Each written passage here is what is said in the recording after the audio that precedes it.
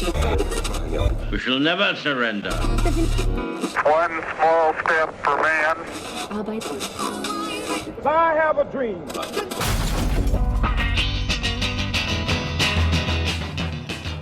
Did all those famous people really utter those historic quotes, or has someone been playing jiggery-pokery with the evidence? Professor Buzzkill sets the record straight on quote or no quote.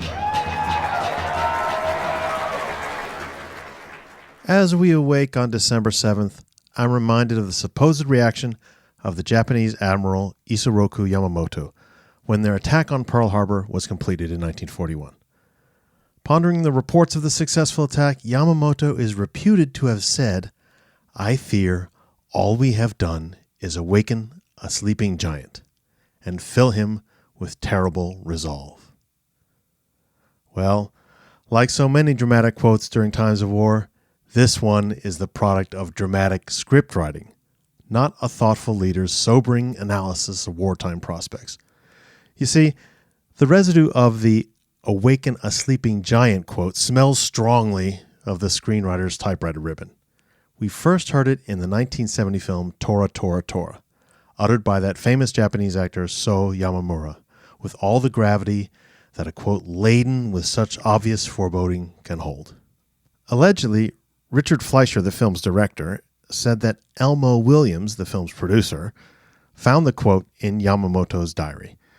And later, Williams, the producer, claimed that the real story was that Tora, Tora, Tora's screenwriter, Larry Forrester, took it from a letter that Yamamoto had sent to Admiralty headquarters back in Tokyo after the attack.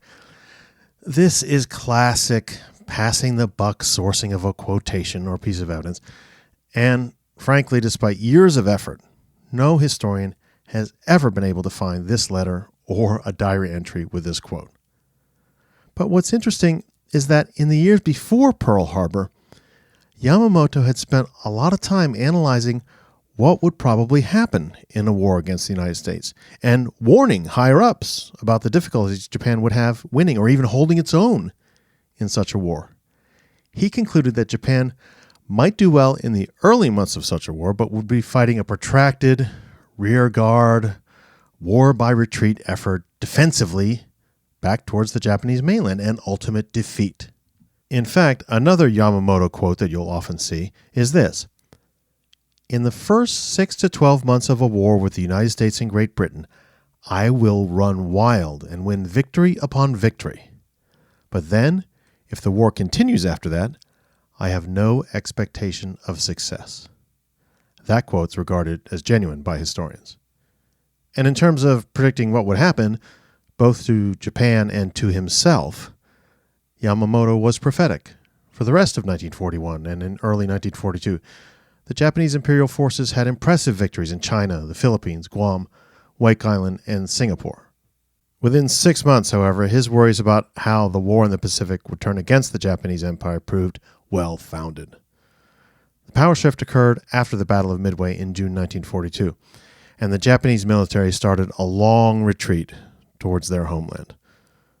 Yamamoto himself was killed when his plane was shot down by the American Air Forces over the Solomon Islands on April 18, 1943. The news of its death was taken very hard by the Japanese military at all levels, and morale suffered greatly. A Japanese search and rescue party found the downed plane and Yamamoto's body the day after the crash. The search party reported that Yamamoto was still in his seat at the crash scene. They found him sitting upright, but with his head bowed as if asleep. Talk to you next week.